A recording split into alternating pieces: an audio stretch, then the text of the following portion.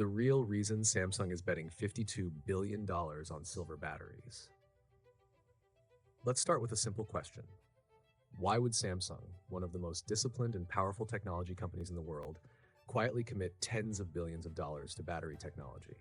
Not with flashy announcements, not with hype-driven headlines, but through long-term capital plans, research facilities, and manufacturing infrastructure. And why does one material, silver, keep appearing inside this story? This isn't a rumor. This isn't a conspiracy. It's a strategic shift, a calculated move. And once you understand it, you'll never look at batteries the same way again. Because Samsung is not chasing better batteries. Samsung is chasing control. Control over energy storage, control over performance standards, and control over the next decade of global technology.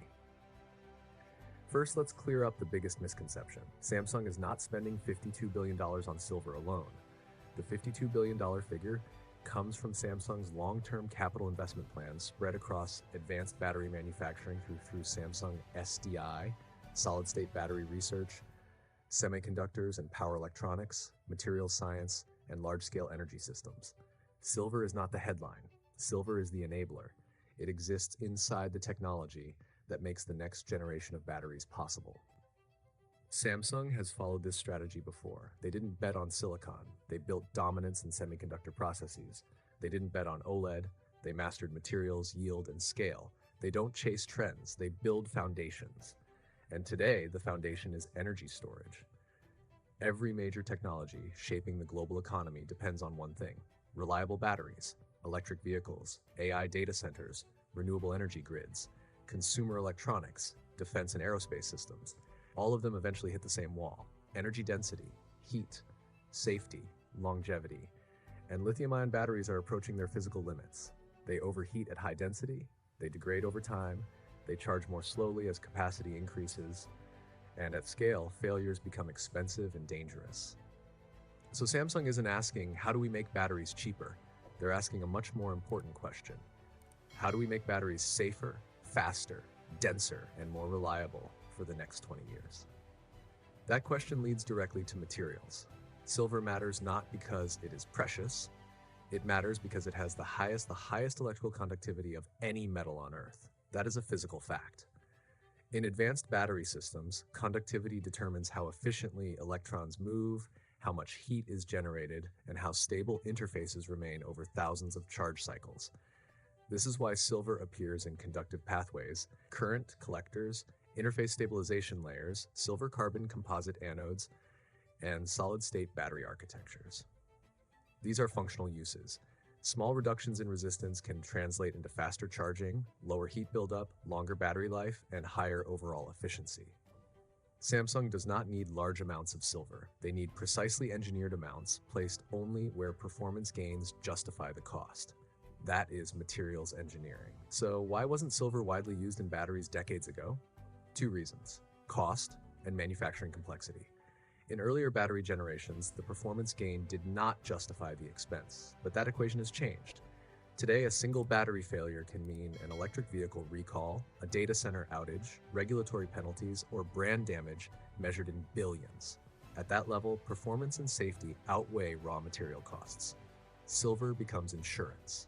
Samsung understands this because they operate at global scale. When things fail at Samsung's level, they fail loudly and expensively. Now we reach the center of this story: solid-state batteries.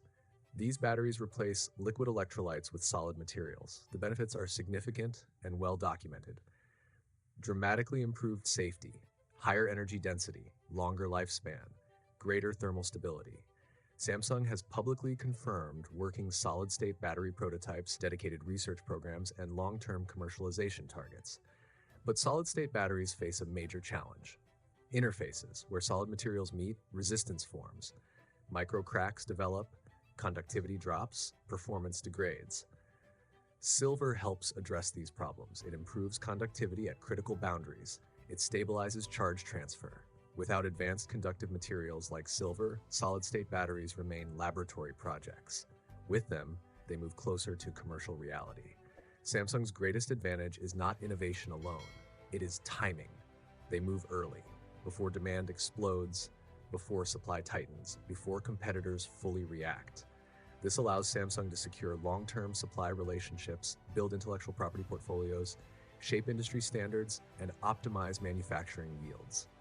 When solid-state batteries become mainstream, Samsung does not want to license technology. They want to own it. Silver is not the objective. Leadership is. There is another factor most people overlook. Silver supply is limited. Most silver is produced as a byproduct of other mining operations. Production growth is slow. Industrial demand is rising steadily. Solar energy, electronics, medical technology, defense systems, energy storage. Samsung is fully aware of this reality. That's why their designs focus on minimal silver usage, maximum performance leverage, and long-term supply security. This is not a gamble. It is risk management at an industrial scale. Most people talk about silver as a trade. Samsung treats silver as a constraint. That difference explains everything. This story is not about silver prices next month. It is about who controls performance in a world where materials determine outcomes, and performance wins markets. Samsung is not betting on silver. Samsung is betting on energy dominance, battery leadership, and long-term technological control. Silver is simply one of the keys that makes that strategy possible. Invisible to consumers, critical to engineers, decisive for the future. If you want clear, fact-based breakdowns of where technology, capital, and industrial power are really moving, subscribe. This channel doesn't chase hype. We break down strategy, materials, and long-term decisions that shape global markets years before they become obvious. Because the future isn't built by press releases. It's built quietly by engineering choices and material constraints most people aren't watching yet.